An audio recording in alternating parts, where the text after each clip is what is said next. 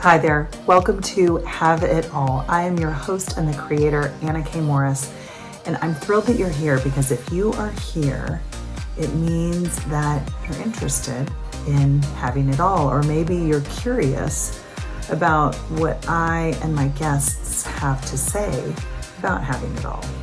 Can we? Do we know what it is that we want?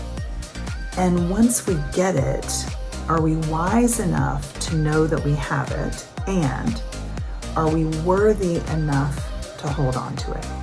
That's what we'll be exploring on the podcast. I'm so happy you're here, and let's get started. Hi, everybody. I'm Anna K. Morris, the host of Have It All, and I am so very excited to be here with Kelsey Murphy. I hope I can say friend, but for the longest time, you have been my coach, my mentor, and now friend. I was so excited to meet you in LA when we were back at a podcasting summit, and I'm so happy you're here. And thank you. I know that your schedule is slammed, so thank you for making this happen because you are the epitome to me of somebody who's having it all, and you're not up on a throne, right? Like you're so accessible and like that you are figuring it out. And that's what I want to talk about today as we dive into like what that having it all looks like for you. You coach coaches and have a fantastical, resume of coaching at Facebook and Twitter and like big time companies. And oh shoot, you're really into F1. Like you probably done something with race car drivers for all I know. Really difficult and like all the things, and like also took the summer off, or not some off, yeah, like mostly, and have 3 little girls. So Yeah. welcome, Kelsey Murphy. Talk Oh about my all the God. things, the Oh my wisdom, God. the bumps along the way. Well, thanks for having me here. It's such an honor, and I love chatting with you. And I feel like we can relate on so many levels, not only from a business perspective, but a personal perspective. The idea of having it all, especially when you were talking about the idea of this podcast, I just think there's so many versions of having it all, so many flavors, so many different ways to look at that. And I will never forget when I had my first kid, when I was on the phone. This is gonna be an unnamed someone that's in Okay. an older generation, but Okay. I was talking to her about how like this is so hard, and Yeah. I was sleep deprived, and man, what's the like figuring out the schedule of Yeah. like, and it wasn't just a schedule of like being with my kid. It was like, what do I emotionally want? Like, how Yeah. much time do I want to be with my kid versus Mhm. how much time do I want to have to myself versus how much time Mm. do I want to work on my business Mhm. versus what are the statistics telling me is best for a child? Like I was Yeah. trying to like wrap my brain around all of that. And I remember her saying, like, you just have to acquiesce. You just cannot have it all. Like you just have to Yeah. understand that. And it was like Ooh.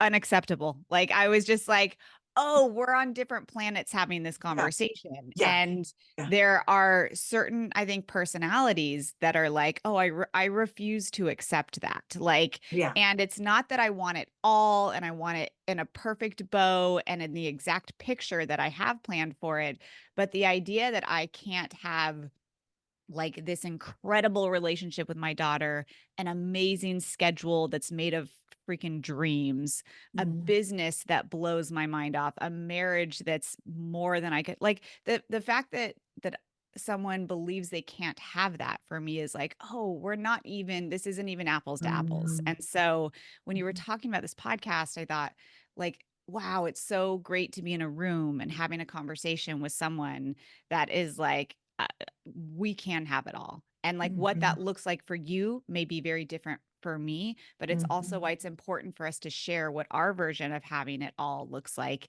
in this season. Like, depending on when people listen to this, this is my version of having it all Right today in now. this moment, Mhm. right? Like, Mhm. so Mhm. what that looks like, I'm very clear a year from now will probably be different. 5 years, 10 years, it's going to evolve. But I think that ability to recognize that you can have it all. And what does that look like for me right now? And how do I create that? Like that way of living is so fun and so neat and Mhm. special. And I feel like it's something that you really can share with your daughters and other people that are growing up around you, you know? Mm. Yeah, and that's what I really wanted to hone in our conversation today is because, as I journal a lot, 16 and a half years, and I teach people this one tool because coaches may come and go, programs come and go, right? Like we've both traveled the world. Like I didn't work with my coach when I was traveling around the world. So like what's the tool that helped me feel anchored, right? I would always come back to my journal. And I have written a lot. But the thing that since deciding to switch the podcast up and talk about having it all, it really was a direct result of in 2014. I don't remember, probably do. I think it's Sheryl Sandberg, and maybe it wasn't Oprah. It was Shonda Rhimes. There was some article that came out that like in Huffington Post, that's what it was, that you can have it all, but not at the same time. I have the article and it pisses me off so much. Right. Right. And that's why I love anger. Like when people come to me angry, I'm like, let's go. Like that's the Yeah. time. Like, Yeah, that's right. the money right there. Like, Like yeah, let's get a dig in. woman mad and like this is time, right? But I've been writing a lot about like do I already have it and not even know? And if I don't, well, then how do I discover? And so I'm curious, how have you discovered? Because I also love what you pointed to about the seasons. You know, in my early 30s, when people started, that my peers were having kids, that for me would have been like death. Like I couldn't. I wasn't there yet. I went and traveled the world for 3 years. And I know you did something similar that was like a different path. So I'm curious, how have you uncovered your having it all along the way? Yeah, that's such a good question. And I feel like, you know, after becoming a mom, it feels very different than when Sure. I, wasn't. The I can sleep. Yeah, and just as you get older, Yeah. and we were, just talking about like you get older and you have more people in your life that go through really hard things, and like all of a sudden, like that lightness maybe that you had when you were younger, it just gets a little heavier, Mm, and yeah. as you get older, there are more bills to pay. There's more things to think about. Your body starts to go. You're worried about your kids more. So having it all for me has really shifted in the last, 5 to 10 years, I think. Mhm, And it's a very delicate balance of recognizing the day-to-day moments and being mindful of what you mhm, do have and truly making that a practice. Like that's not a natural place for me to go.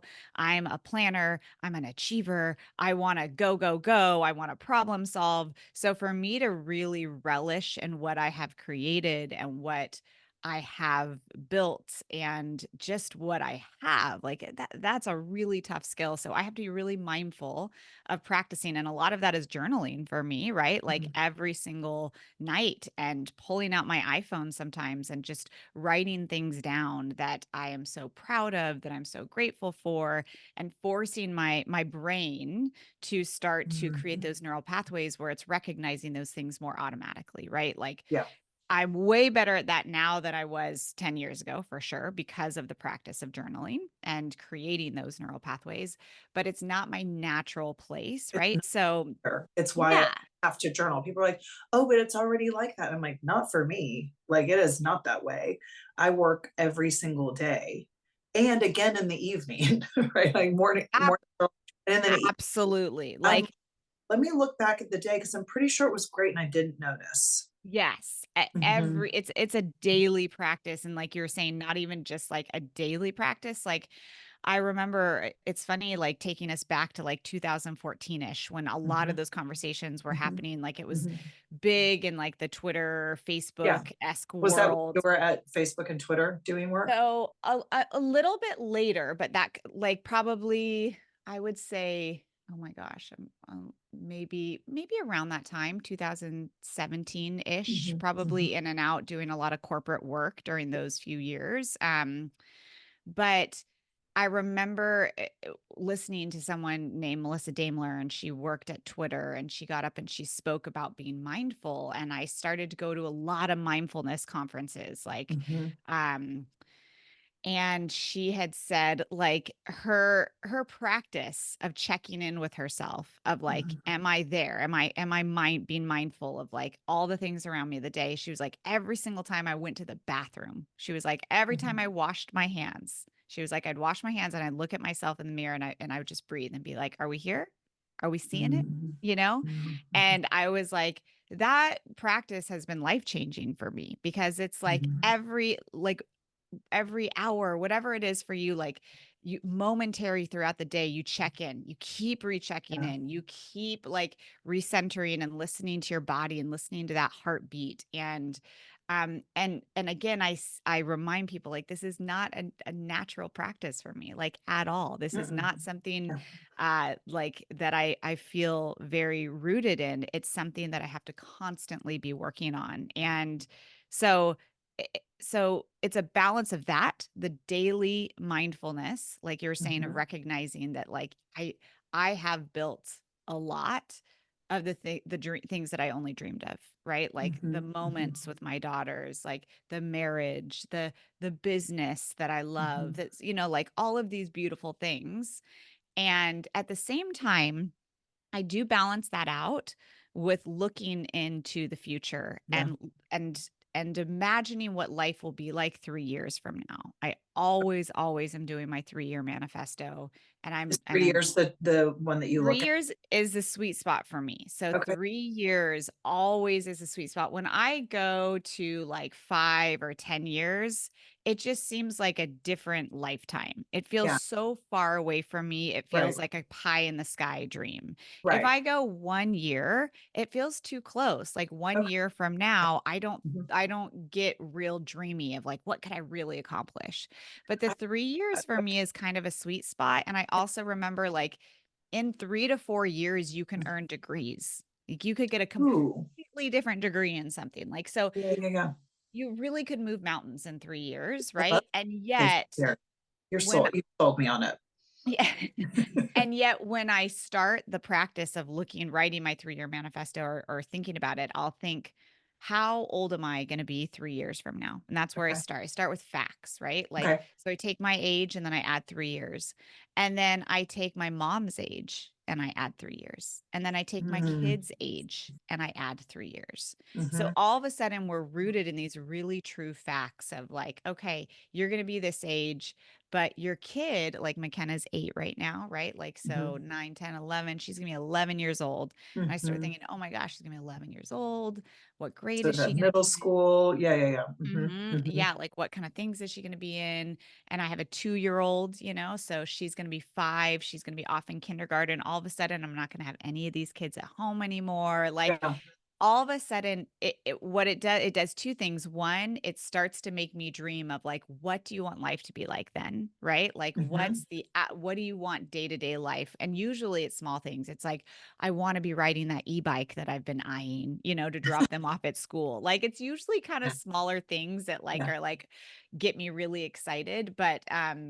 But then it also makes me realize like, you're going to have a 5-year-old in 3 years. It's going to be out of the house. And I will tell you, that makes me so appreciative of the time that I Mhm. have now. Instead Yeah. of being like, oh, we're in the terrible twos, and Yeah. the Us amount too. of diapers that I changed Yes. yesterday. Oh, like, right. Like, Yeah. Yeah. instead Yeah. of being there, I'm like, oh my gosh, she's going to be 5 Yeah. before I know it. Like, Yeah. let's go sit with her and like have a muffin, Yeah. like, and it brings me, it's kind of full circle. So I really have to do both of those practices to help me kind of recognize that not only am I so far, but also the things that I want to achieve in 3 years is like go buy that e-bike. A lot of times once I write those things down, I'm like, I could buy that e-bike tomorrow. Why Yeah. why Like, why why am I? is that the 3-year dream? Like, if Yeah. that's what the dream is, Kelsey, like get your buns going. And often I will build something way faster than I would have thought. Mhm. I love what you're saying though about like the dreaming, and it also helps you to get present. That recently happened with me. I also have a 2-year-old Dean. I've got boys, all boy family. And as I was looking at my business, I'm like, okay, I'm going to need more hours, just automatic. In order for me to have it all, I need to work more. It was right there. Yeah. Isn't that wild? It's just Because right there. So because it's like, someone I'll need a nanny. I'm Yeah. so far along in this business, and I will tell you that is ingrained in my brain as well. I have to catch that and be like, "Oh, Kelsey," Oh like, yeah. And I it's was like, "Oh, wild. I just need more hours." And I was like, "I'll get a nanny," because we don't he's in a little preschool, but not on Mondays and Fridays. And our 4-year-old is. So it's like, "I'll get a nanny for Mondays and Fridays so that she can be with Dean and then I can work 5 days." And the more I started writing about that, I was like, "Well, wait a minute, it's only this year. And wait, do I want to work? Do I actually want to work more, or do I just want to make the same amount of money working the hours that I'm working? And could and I literally restructured my business to only work 3 days with clients because the other days I can fit in if I need to. And instead, what I put in was a 2-hour nap with Dean on Mondays and Fridays And I love because it. he's like the snuggliest. He wants you to pet him. He's got blonde curly hair and he just wants you to stroke his arm, and then he plays with your fingers and it's like magic. It's tomorrow because we're recording on Thursday and it's like I can't wait for tomorrow. Mm, that's the best. And I'm making the same amount of money, if not more. Yeah. I mean, it's yeah, what is So Parkinson's let's law? Like, you're talk gonna get about it done. Like, it is but, we do, I think, naturally think that, like, "Oh, if I could Mhm. just have a little more time, I Yeah, could hit that goal."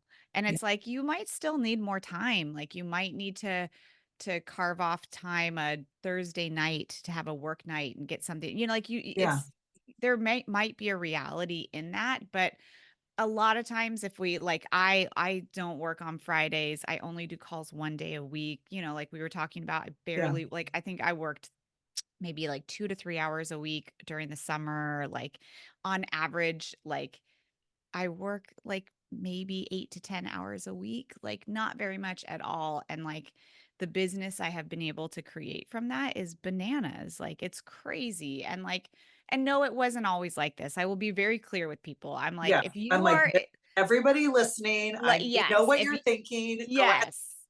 Right? Like if you are trying to build something that looks like a seven-figure business, that is like the dream. Like there is some heavy lifting in the beginning. There is absolutely heavy lifting in the beginning, but I have been building this business for 7, 8 years and I have never like worked full time ever like in this business, right? Well, I have you literally couldn't have, like you have an no, 8-year-old. because yeah, because I have babies. So How it's old like was McKenna when you started your business? I'm really curious about this. so I started it about well, Or were you starting pregnant?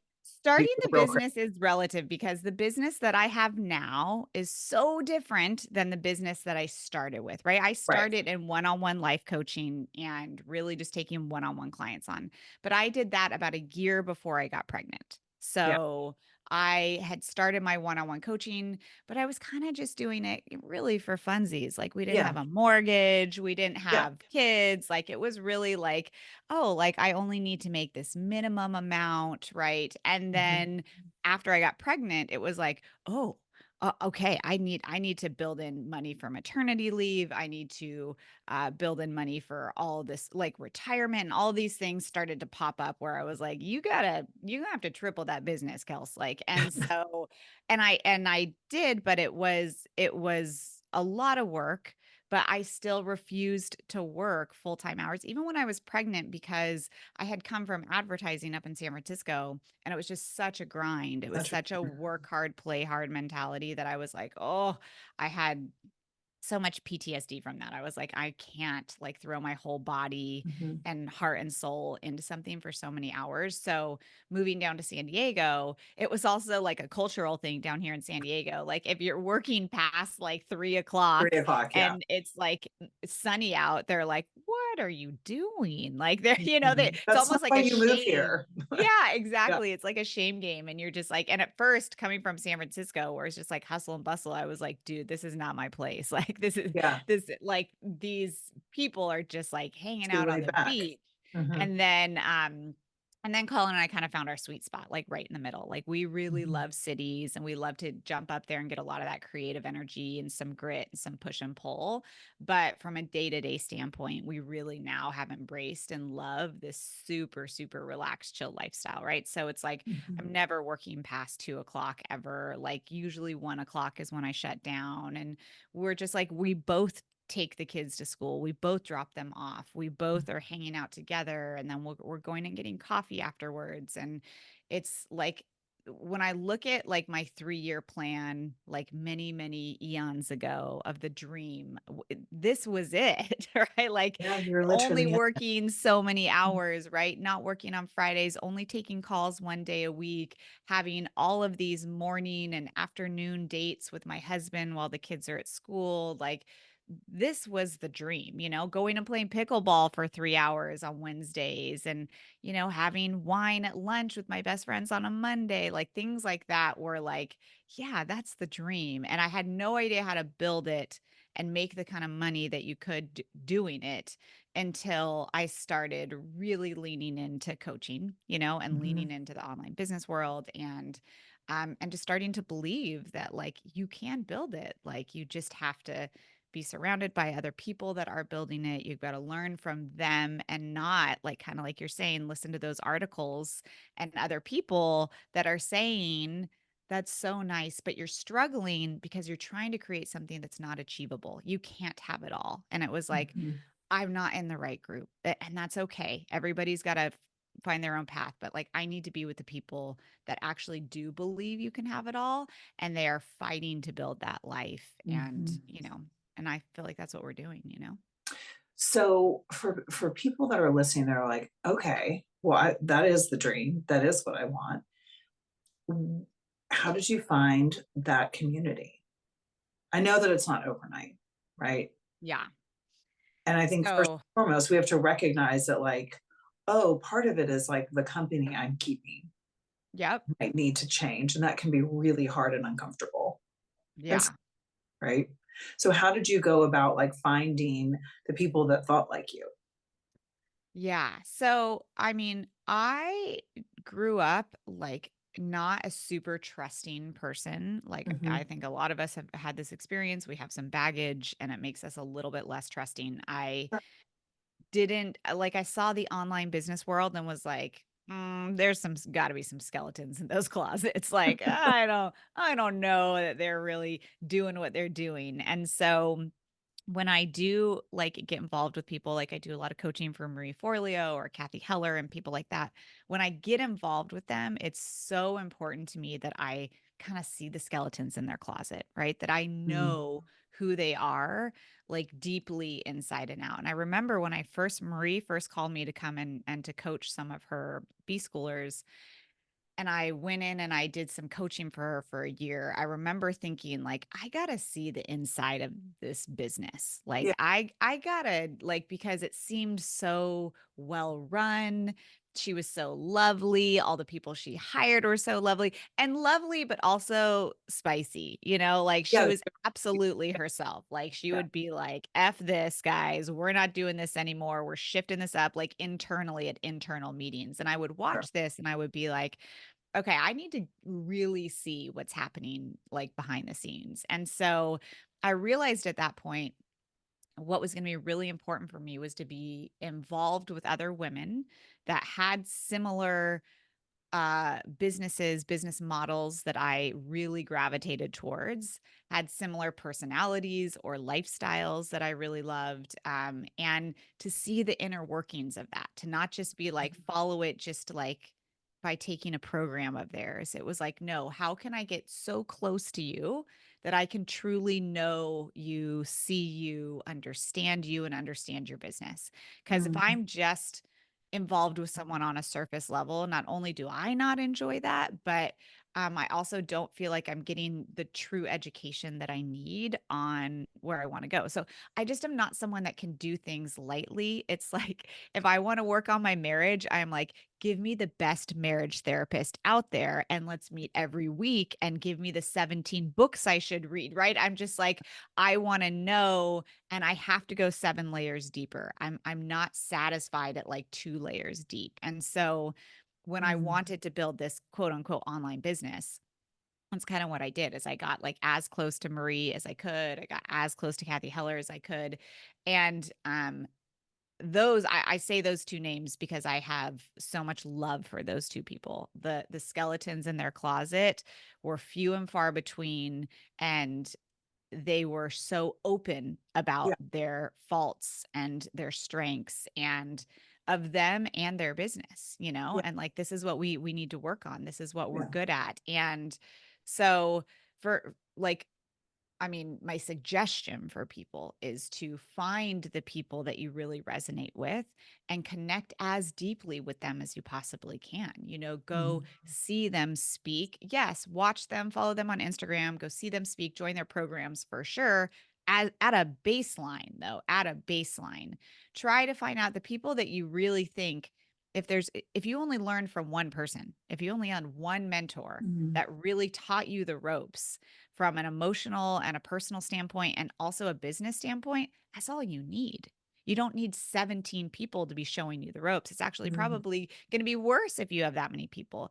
But mhm, find a couple people that really resonate with you, go deep with them, and choose one or two of them to really, really learn from and ask them the hard questions. Ask them about mhm, the skeletons in their closet. Ask them about the pros and the cons and the mistakes they made. And I'm like a big believer in transparency, which is probably why I do connect well with Kathy and Marie and some mhm. of those Yeah, folks because they're very they're very transparent. transparent. That's what I connect with too. Yes. Mhm, And mhm. so like finding someone that has the ability to be transparent, at least on a certain level. You may not get that in your first meeting with them. You may not get that in Yeah. your first program, but the deeper you go, the better. Mhm. I mean, I love so much of everything that you just said. And something that I think may have gotten buried that I want to pull out um, is noticing your that and we've talked before about like what I do with people is look back in their childhoods, right? And you turned what could have been something that's like a negative quality into your strong suit, like what I always call somebody a strong suit of like it's like your secret sauce of like for whatever reason in your childhood something didn't feel safe, and so you need to know everything, and that's not a bad thing. It's like Yeah. I think that sometimes there can be such resistance for people. I'm thinking of some people right now that they're like want to work with me but don't want to go and look, and I'm like, no, but the looking isn't a problem. It only informs who you've become and if that's working for you or not working for you. And that quality is why literally I hired you as my coach. I'm like, she's going to tell me the fucking truth. For I better or want for to know. worse.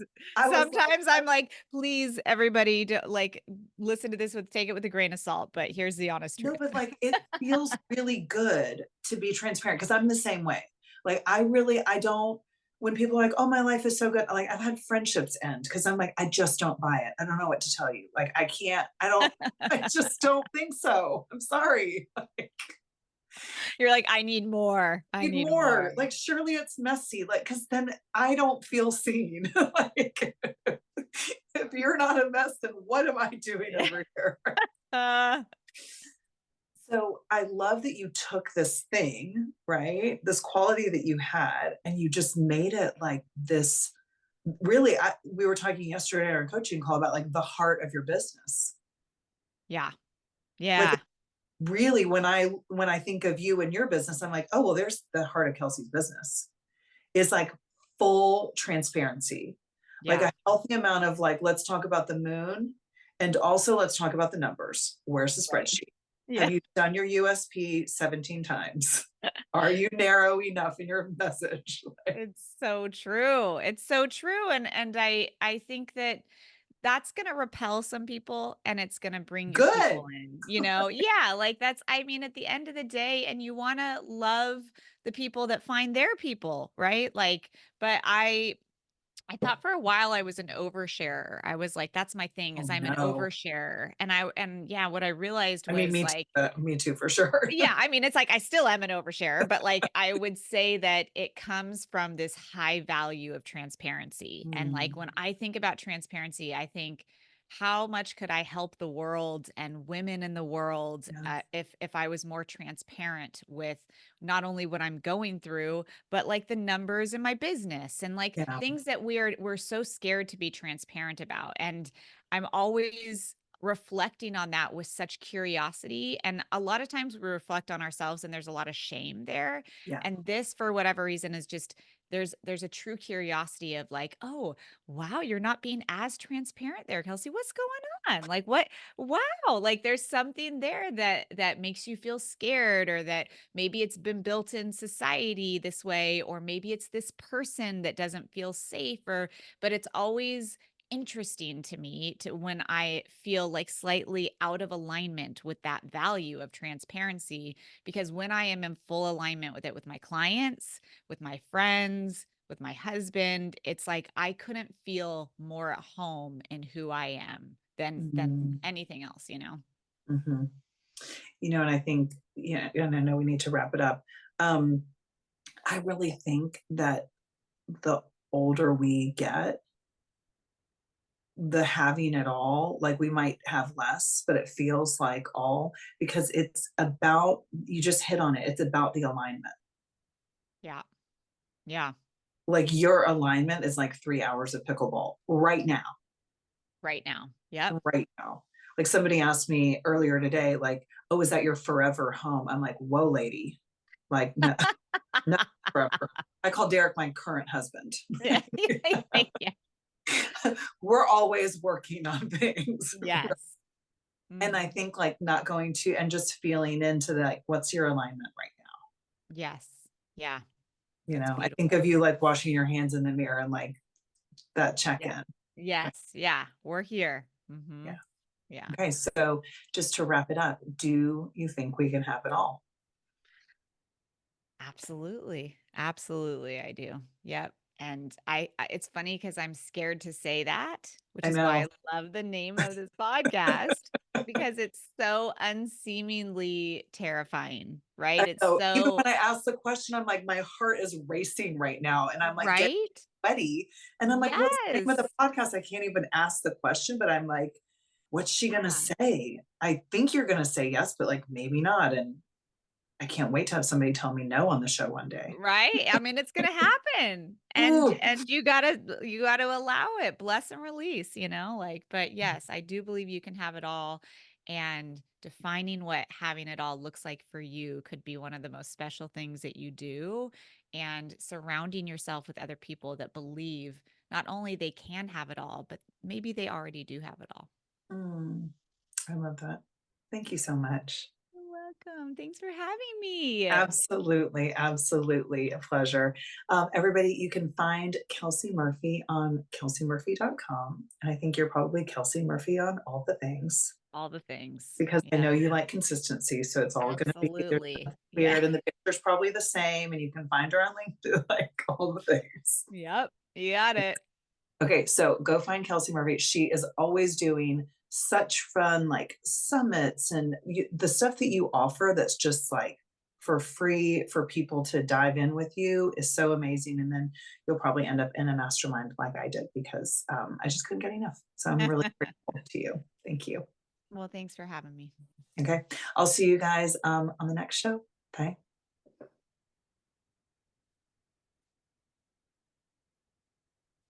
Thank you so much for being here. It is an honor and a privilege to have this conversation with you as we expand in the world.